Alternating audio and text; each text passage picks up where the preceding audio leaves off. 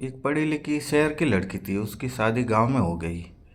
तो 10 बजे तक उठ रही है, घर का कुछ भी काम काज नहीं कर रही है। तो सासू नई नई थी तब तक तो कुछ भी नहीं बोली। फिर जैसे कुछ दिन बीत गए तो सासू बाहर की औरतों को जाके बोल रही है कि मेरी बहू तो ऐसी है, 10-10 बजे तक पड़ी रहती, कुछ भी काम काज नहीं करती।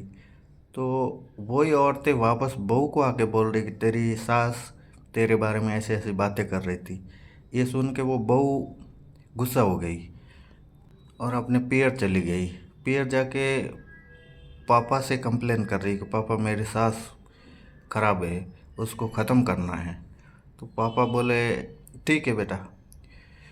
तो उसको कागज़ की एक पुड़िया दी कि ये ले ले तू, बट एक शर्त है, तुझे 4 बजे उठना पड़ेगा, घर का कामकाज करना पड़ेगा, अपनी सासू के लिए चाय बनानी पड़ेगी। तो चाय में ये थोड़ा सा मिला के रोज़ पिला लिया कर। फिर जैसे शाम को एक आध घंटा सास के साथ बैठना, बातें करना। तो ये काम तुझे कंटिन्यू करीब 3 महीना करना पड़ेगा। वो लड़की थोड़ा सोच कर बोली ठीक है मैं कर लूँगी। गई वापस ससुराल।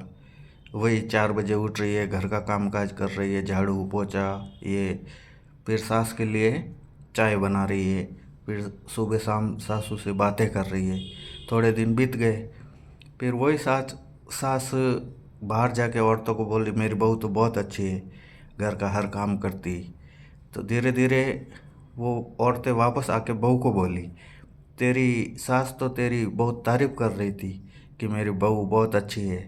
तो धीरे धीरे समय बीतता गया और वो लड़की बोली अभी तो सास को खाली 15 दिन ही बचे हैं, मैं तो वो रोज़ दवाई दे रही हूँ चाय में डाल के।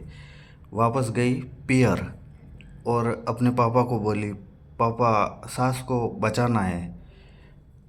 तो उसके पापा बोले बेटा चिंता मत कर, जो मैं तुझे पुड़िया दी थी ना कागज़ की, वो कोई पॉइजन या कोई गलत चीज़ नहीं थी, वो चाय का मसाला था।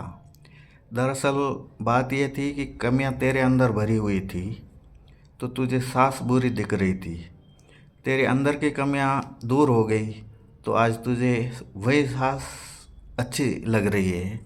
कभी कभार क्या होता है कि हमारे अंदर की कमियां हमें जैसे सामने वाले को बुरा या वो गलत है ऐसा लगता।